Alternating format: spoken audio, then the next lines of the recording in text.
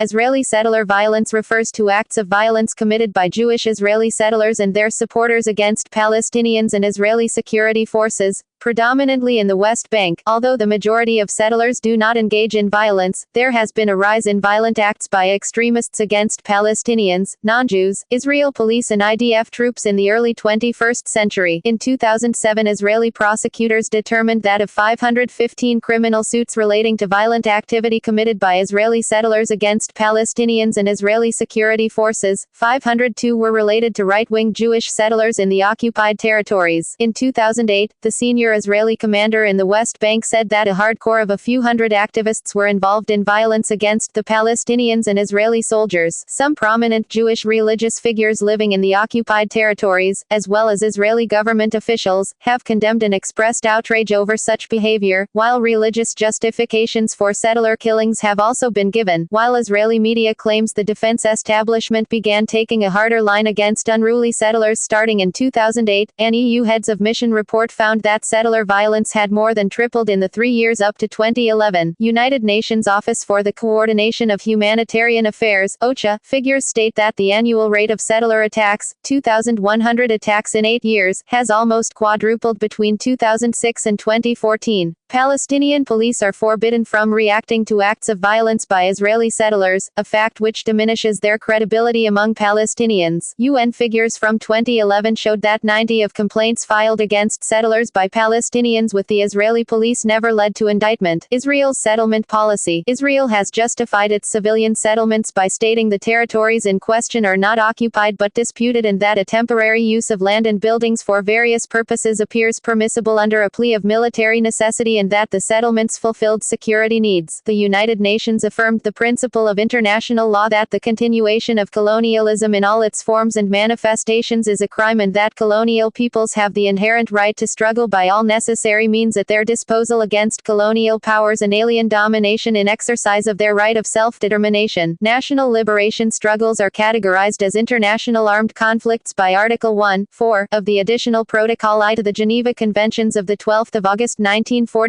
to which the majority of states, including the Western states, are parties. The International Court of Justice concluded that Israel had breached its obligations under international law by establishing settlements in the occupied Palestinian territory, including East Jerusalem, and that Israel cannot rely on a right of self-defense or on a state of necessity in order to preclude the wrongfulness of imposing a regime, which is contrary to international law. The court also concluded that the Israeli regime violates the basic human rights of the Palestinians by impeding the liberty of movement of the inhabitants of the occupied Palestinian territory, with the exception of Israeli citizens, and their exercise of the right to work, to health, to education and to an adequate standard of living. In Hebron, where 500 to 600 settlers live among 167,000 Palestinians, B'Tselem argues that there have been grave violations of Palestinian human rights because of the presence of the settlers within the city. The organization cites regular incidents of almost daily physical violence and property damage by settlers in the city, curfews and restrictions of movement that are among the harshest in the occupied territories, and violence and by Israeli border policemen and the IDF against Palestinians who live in the city's H2 sector. Human Rights Watch reports on physical violence against Palestinians by settlers, including frequently stoning and shooting at Palestinian cars. In many cases, settlers abuse Palestinians in front of Israeli soldiers or police with little interference from the authorities. But Salem also says that settler actions include blocking roadways, so as to impede Palestinian life and commerce. The settlers also shoot solar panels on roofs of buildings, torch automobiles, shatter window panes and windshields, destroy crops, uproot trees, abuse merchants and owners of stalls in the market. Some of these actions are intended to force Palestinians to leave their homes and farmland, and thereby enable the settlers to gain control of them. Causes of violence. Many Israeli settlers believe that their religion entitles them to the land of biblical Israel. According to a 2003 survey, nearly 40 of settlers in the West Bank live there out of a belief in a divinely ordained mission to inhabit the land. Human rights group B'Tselem says that the violence is a means to harass and intimidate Palestinians and that the evacuations are a necessary part of the peace process. According to B'Tselem, that when a building is evacuated by the Israeli government, settlers lash out at Palestinians because they're easy victims and as a means to widen the area under settler control. Ghassan Daglas, a Palestinian Authority official who deals with the settlements issue in the northern West Bank, said, "These groups of settlers are organized and support each other. If there's an outpost evacuation, they call people from Hebron to Jenin to stop the Palestinians working on their lands." Michael Sfard, a lawyer with Yesh Din, an Israeli human rights group which monitors the violation of human rights in the Palestinian territories, stated that there are between a few dozen and a few hundred extremist settlers using a tactic called price tagging. If the government sends police or soldiers to dismantle an outpost that is being built, the settlers make the Palestinian population pay the price. While people in the outpost are confronting the security forces, others start harassing Palestinians, forcing commanders to divert men from the outpost and making them think twice about launching future operations. It's such a big headache that many of the relevant authorities give up without trying, and the outposts are quickly rebuilt once the army gives up and leaves. Criticism of violence by settler leaders. The violence by extremist settlers against Palestinians has been condemned by leading religious, political and municipal figures in the West Bank, including Rabbi Menachem Fruman of Tico, who said, "Targeting Palestinians and their property is a shocking thing. It's an act of hurting humanity. This builds a wall of fire between Jews and Arabs." According to Israeli Defense Minister Moshe Ya'alon, most of those extreme right-wing activists are not settlers and do not represent the settlement's community. The Yesha Council and former Knesset member Hanan Porat has also condemned violence against Palestinians. The price tag response is immoral, Porat said. "It's unheard of that one needs to burn the vineyards and fields of Arabs. It's immoral, and it gives legitimacy to those who are interested in undermining the outpost issue. It's a very grave matter." Yesha Council is the umbrella organization of municipal councils of Jewish settlements in the West Bank. The council chairman Donny Dayan said that settlers must not use violence to advance their means. He said that such actions were morally bankrupt and only serve to hinder the settlers' struggle. Justifications of settler violence. When an 11-year-old Palestinian girl from Nablus was killed by settlers in 1983, in their defense, the chief rabbi of the Sephardic community reportedly cited a Talmudic text justifying killing an enemy on occasions when one may see from a child's perspective that he or she will grow up to become your enemy. Rabbis have been asked by settler militants to provide rulings to justify acts that are aimed to block peace with, or the return of land to, Palestinians. The theft of Palestinian olive harvests has been justified by some rabbis. Former Chief Rabbi Mordecai Eliyahu stated that, since the land is the inheritance of the people of Israel, planting on this land by Gentiles is planting on land that does not belong to them. If someone puts a tree on my land, both the tree and the fruit it yields belongs to me. Some rabbinical extremists cite the biblical edict to exterminate the Amalekites to justify both expelling Palestinians from the land and killing Arab civilians in wartime. Differing legal status and treatment of Israeli settlers and Palestinians. Unlike Palestinians, Israeli civilians living in the Palestinian territories are not subject to military or local law, but are prosecuted according to Israeli penal law. This originates in the Emergency Regulations Bill enacted in 1967 and extended since, which gives extraterritorial rights to Israelis in the occupied territories. But Salem has said that the difference in legal status of Israelis and Palestinians in the territories has led to a double standard in which Israelis are given more legal rights and are punished more lightly than the Palestinians who are subject to military and local law. But Salem notes the system violates the principles of equality before the law and territoriality. Referring to settler violence during the police evacuation of the Federman farm near Kiryat Arba, Haaretz has stated in an editorial, Israeli society has become accustomed to giving law-breaking settlers special treatment, noting that no other group could similarly attack Israeli law enforcement agencies without being severely punished. Haaretz has characterized settler violence on soldiers and policemen who participated in the evacuation of the Federman farm as terrorism. In response to the violence directed towards Israeli security forces, Israel declared it would no longer fund any illegal outposts from November 2008. After the evacuation of settlers from Hebron in December 2008, a riot ensued and a Jewish settler, Zeev Broad, was recorded on video shooting two unarmed Palestinians after Palestinians had hurled rocks at him. The victims were shot on their own property, which Broad had entered, and later needed surgery. The Israeli State Prosecutor's Office decided to abandon the prosecution of Broad after the Israeli High Court of Justice ruled that the prosecution must give the defendant access to sensitive information. The The prosecutor's office had earlier said that some of the evidence against Broad was classified for security reasons, due to the Shin Bet sources and methods of operation, and identifying details about its units and people. Broad had petitioned the High Court for access. The United Nations fact-finding mission on the Gaza conflict reported on rioting and violence in the West Bank in the period preceding the Israeli military operations in Gaza. The report said little if any action is taken by the Israeli authorities to investigate, prosecute and punish violence against Palestinians, including killings, by settlers and members of the security forces, resulting in a situation of impunity. The mission concludes that Israel has failed to fulfill its obligations to protect the Palestinians from violence by private individuals under both international human rights law and international humanitarian law. Law enforcement action against settlers. The United Nations fact-finding mission on the Gaza conflict reported on rioting and violence in the West Bank in the period preceding the Israeli military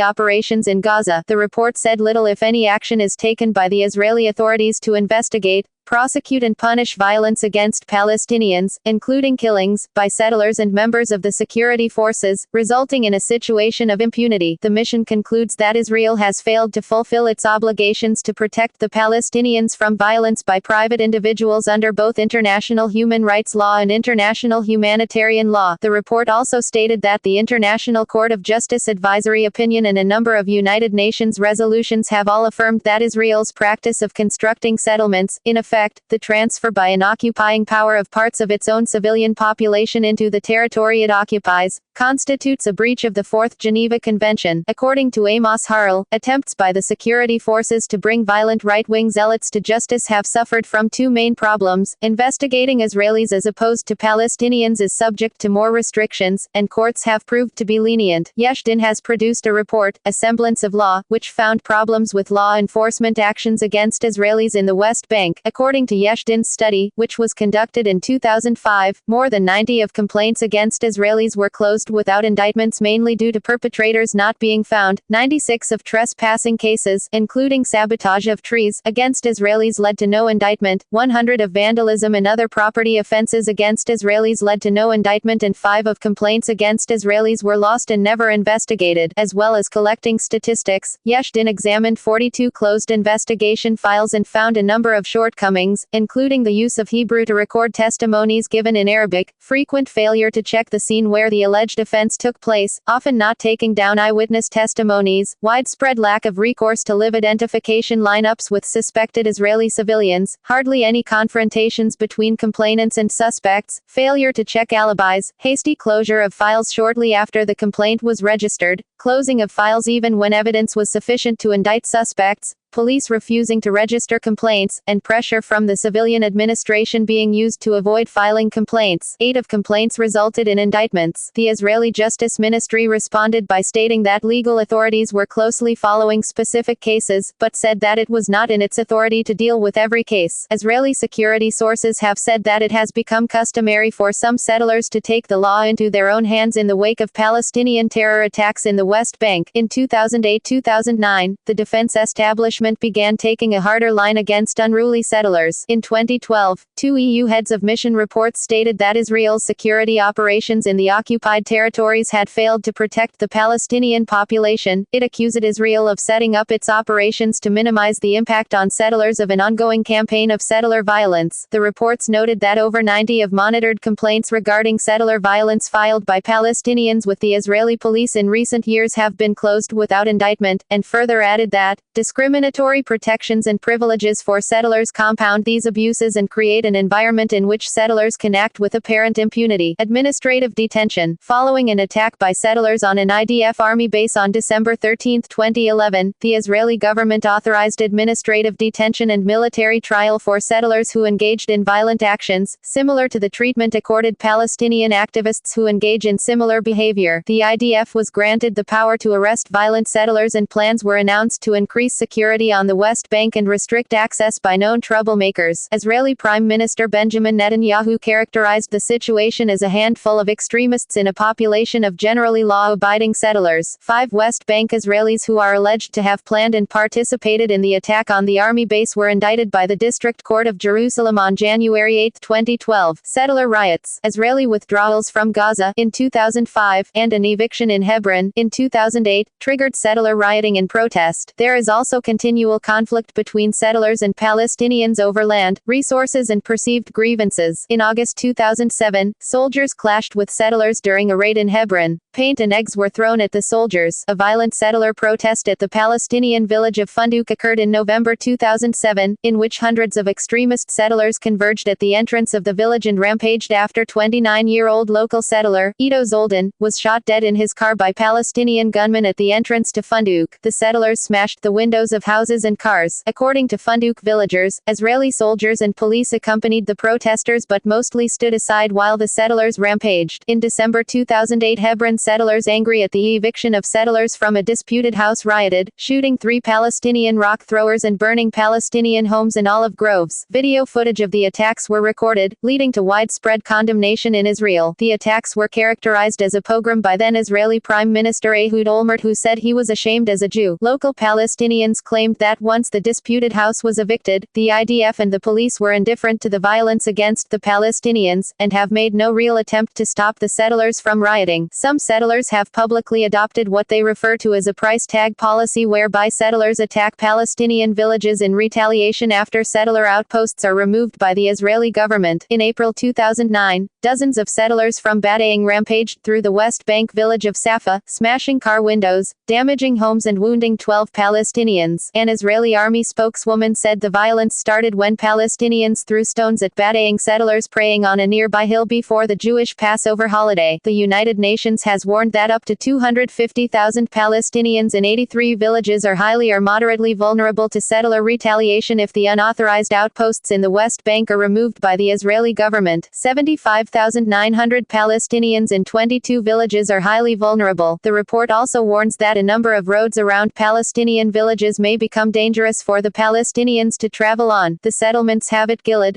Kedumim, Itamar, Yitzhar, Ma'ale Levanah, Shiloh, Eit Ayad, Nokdaim, Badaeng, Negohat, Kiryat Arba, Beit Haggai, Carmel and Sisiya are considered as possible threats to nearby Palestinians. The report criticizes the inadequate level of law enforcement by the Israeli authorities and the ambiguous message delivered by the government of Israel and the IDF top officials to the security forces in the field regarding their authority and responsibility to enforce the law on Israeli settlers. Involvement of youths. Some settlers who attacked or harassed Palestinians are disaffected youths, referred to in the Israeli media as hilltop youth. In 2008, Welfare Minister Isaac Herzog, Labour Party, labeled them a security threat as well as a societal and educational danger. In December 2011, following an outbreak of settler violence against IDF property and personnel, the Israeli Defense Minister, Ehud Barak, said with reference to the hilltop youth, "There is no doubt that we are talking about terrorists. Attacks on Palestinian agriculture and property. Olive farming is a major industry and employer in the Palestinian West Bank, and olive trees are a common target of settler violence." According to OCHA, roughly 10,000 Palestinian West Bank olive trees and saplings have suffered either uprooting or damage from Israeli attacks in 2013, a rise from about 8,500 trees damaged in 2012. But Salem alleges that olive pickers in areas near certain settlements and outposts in the West Bank have been a target of attacks by settlers, who have cut down and burned olive trees and stolen the crops, and that security forces have not taken suitable action to prevent the violence. The IDF barred olive picking in extensive areas of land, claiming that the closures were to protect the olive pickers. The case went to the Israeli High Court in 2006, which found that, as a rule, lands are not to be closed because of settler violence, and that the IDF must enforce the law. According to B'Tselem, the IDF has worked around this by saying the lands are closed to protect the settlers. Amnesty International has said that scores of Palestinian-owned sheep as well as gazelles and other animals were poisoned with 2-fluorocetamide near Tuwani on the 22nd of March 2005, depriving Palestinian farmers of their livelihood. In July 2009, a group of Israeli settlers riding horses and carrying torches raided Palestinian areas, burning 1,500-2,000 olive trees and stoning cars. In March 2011, 2 EU heads of mission reports detailed a tripling of violent settler attacks over 3 years. The report found that the attacks were especially aimed at Palestinian farmers and their livelihood in a systematic campaign of violence and intimidation, which included the destruction of over 10,000 olive trees in the preceding year. The report noted that the Israeli state had so far failed to effectively protect the Palestinian population. 2013. According to a confidential IDF document, for just the period from Sept. 11 October 20, 2013, the following Palestinian olive groves, near Israeli settlements near Elon Moreh, Karni Shamron,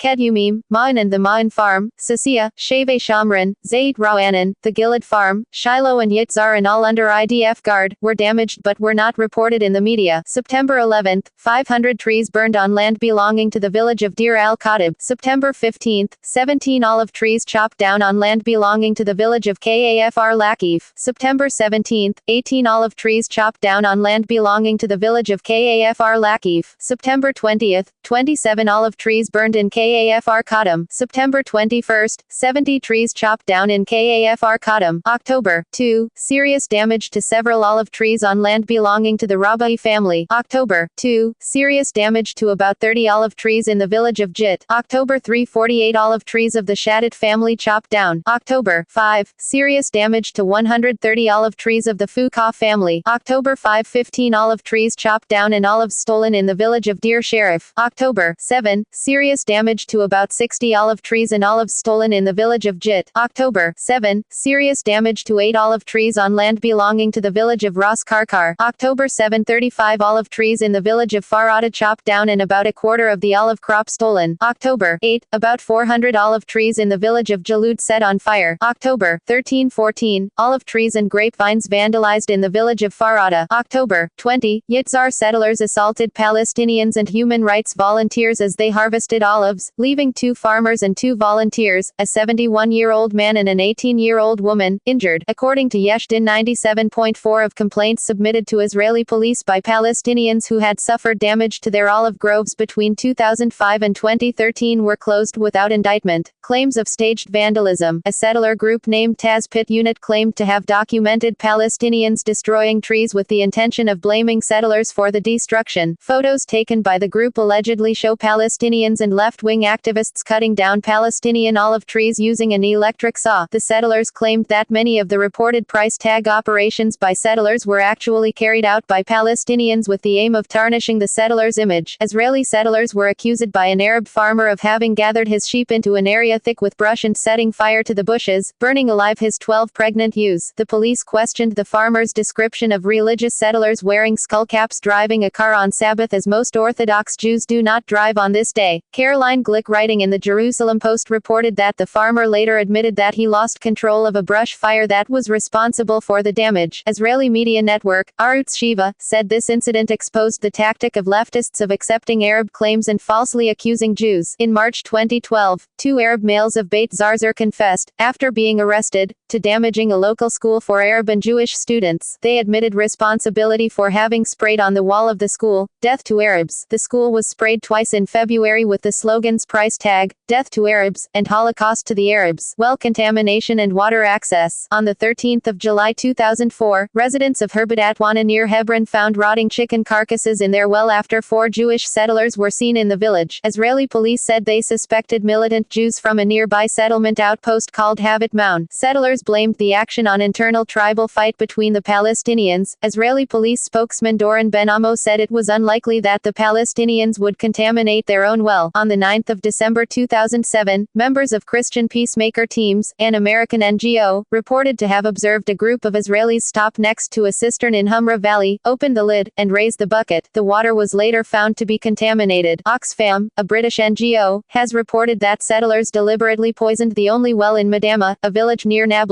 by dumping used diapers into it, and that they shot aid workers who came to clean the well. A United Nations survey released in March 2012 documented the increasing use of threats, violence and intimidation to deny Palestinians access to their water resources in the West Bank. The survey stated that Israeli settlers have been acting systematically to gain control of some 56 springs, most of which are located on private Palestinian land. The report noted that settler actions included trespass, intimidation and physical assault, stealing of private property, and construction without a building permit. The report criticized the Israeli authorities for having systematically failed to enforce the law on those responsible for these acts and to provide Palestinians with any effective remedy. Attacks on mosques. In December 2009, suspected settler extremists attacked a mosque in the northern West Bank village of Yazif near Nablus, according to Palestinian officials and Israeli police. The people forced their way into the mosque and burned about 100 holy books including Qurans, hadiths, prayer carpets as well as spray-painted anti-Palestinian slogans on the floor, some of which referred to the settlers' price tag policy. In January 2010, Israeli security officers raided the settlement of Yitzhar, forcibly entered the settlement's synagogue and yeshiva buildings and arrested 10 settlers, including the Rosh Yeshiva, for alleged involvement in the mosque attack. All were released by the court due to lack of evidence, and the court reprimanded the police for arresting the rabbi. As of January 2010, no indictments were served. The state has appealed the ruling. In September 2011, the Al-Narain Mosque in Kusra became the subject of an arson attack allegedly perpetrated by militant Jewish settlers, who set the mosque on fire by throwing 2 burning tires through its windows. Slogans in Hebrew threatening further attacks had been graffitied on the walls, reading "Muhammad is a pig." A Star of David had also been graffitied alongside. The attack came hours after Israeli police dismantled 3 structures in the nearby illegal Jewish settlement of Migron, leading newspapers to suggest that it may have been carried out by settlers in retaliation. On the 12th of November, the Al-Mughayyir Mosque in the Ramallah and Al-Bur Governorate was damaged extensively when it was torched, reportedly by settlers in what was believed to be a price tag attack. Israeli police say the incident does not match previous price tag attacks, and that a full investigation was impossible because they were denied entry to the village by Palestinian authorities. According to Haaretz journalist Chaim Levinson, it was the 10th such mosque subject to arson in Israel and the West Bank since June 2011, and no investigation has ever led to an indictment. Settler violence has impeded Palestinians from visiting holy sites and worshipping at their mosques, and have interfered with muezzin calls for daily prayer. Attacks on churches and monasteries. The growing ascendancy of the right wing in politics over the past decades has led to increasing attacks on non-Jewish religious properties, associated with price tag attacks by settlers and their sympathizers, with a rise in attacks on churches throughout the West Bank and Jerusalem, extending even to Israel. The Patriarch of the Holy City of Jerusalem and all Palestine, Theophilos III, has decried repeated attacks on Christian and Muslim places of worship in the Palestinian territories by extremist Jewish settlers. Christians who have suffered such abuses often charge Israeli authorities with not doing enough to safeguard the population and prevent further attacks by Jews. Arab-Israeli member of the Knesset Ayman Oda observes, harassment and harming of places that are holy to Islam and Christianity have become almost constant, and no one is held accountable, and directly blames the Israeli government for leading the hatred and approving, with a wink, the continuation of the hate crimes against the Arab minority in the state. Settler extremism. As of September 2010, many settlers desperately want to be regarded as part of the Israeli mainstream. Only a small minority among them is violent. The number of settlers involved in violent activities is estimated to have grown from a few dozen individuals into a few hundreds, out of a total population of about 500,000 Jewish settlers. Extremist groups associated with the settler movement include Gush Emunim Underground, that existed from 1979 to 1984 as a militant organization linked to the settler activist group Gush Emunim. They carried out attacks against Jewish students and Palestinian officials, attempted to bomb a bus and planned an attack on the Dome of the Rock. The New York Times has noted that the religious, ideological wing of the settler movement is growing more radical. It is widely suspected that a pipe bomb attack on settler critic Zeev Sternhell was perpetrated by settler radicals, who left flyers at the scene offering 1 million shekels to anyone who kills a member of anti-settlement group Peace Now. Public Security Minister Avi Dichter condemned the attack, calling it a nationalistic terror attack. Shin Bet Security Chief Yuval Diskin warned that he has found a very high willingness among this public to use violence, not just stones, but live weapons, in order to prevent or halt a diplomatic process. He also called settlers' mindset messianic and satanic. IDF Major General Gadi Shamni has warned that there has been an increase in the number of violent settlers from a few dozen to hundreds, and that the increase is impairing the IDF's ability to deal with other threat. In August 2012, the United States defined settler attacks as terrorist incidents. In July 2014, a day after the burial of 3 murdered Israeli teens, Abu Khair, a 16-year-old Palestinian, was forced into a car on an East Jerusalem street by 3 Israelis, 2 teenagers led by a 30-year-old settler from the West Bank settlement of Adam. His family immediately reported the fact to Israeli police, who located his charred body a few hours later at Gavat Shaul in the Jerusalem forest. Preliminary results from the autopsy suggested that he was beaten and burnt while still alive. The murder suspects explained the attack as a response to the June abduction and murder of 3 Israeli teens. The murders contributed to a breakout of hostilities in the 2014 Israel-Gaza conflict. While it has become a standard operating procedure in Israel to bulldoze the homes of terrorists and their families, and while the mother of the child requested their houses be demolished as are those of Palestinian terrorists, none of the perpetrators' homes were targeted for demolition. While Palestinians are tried in military courts, West Bank settlers are tried in Israel in civil courts, and no Jewish terrorist homes have been demolished. Demolition, the state has argued, does not apply to Jewish suspects of terrorism, because there is no need to deter potential Jewish terrorists. The European Union criticized Israel for failing to protect the Palestinian population, when also in July 2015, a similar incident happened where Israeli settlers did an arson attack on two Palestinian houses, one of which was empty. However, the other had a family that resulted in the burning of a Palestinian infant, and the 4 other members of his family were evacuated to the hospital suffering serious injuries. These 2 incidents received worldwide condemnation from the United States, European Union, and even the IDF. International reactions. In December 2011, following a briefing to the United Nations Security Council, all of the regional and political groupings seated at the council issued statements expressing dismay at violence by settlers and right-wing activists, naming the issue as an obstacle to the resumption of peace talks. In one of a number of statements on the issue, the EU expressed deep concern regarding settler extremism and incitement by settlers in the West Bank. The statement further added that the EU condemns continuous settler violence and deliberate provocations against Palestinian civilians. It calls on the government of Israel to bring the perpetrators to justice and to comply with its obligations under international law. Statistics. Annual statistics suggest settler violence against Palestinians and their property in the West Bank is on the rise. 2009. Number of assaults 168. 2010. Number of assaults 312. 2011. Number of assaults 411. 2012. Jan-June 154. According to B'Tselem, 49 Palestinians were killed by Israeli civilians between 2000 and 2010. The majority of them is settler-related, as a significant portion of the dead were killed while attempting to infiltrate settlements or attacking Israelis. B'Tselem also keeps a record of incidences of settler violence. A UN report cited 222 incidents of settler violence in the first half of 2008, compared to 291 in all of 2007. The United Nations Office for the Coordination of Humanitarian Affairs observed 207 incidents involving settler violence against Palestinians in the period between September 2008 and March 2009. The number of settler attacks peaked on the 4th of December when the evacuation of the Beit HaShalom in Hebron took place.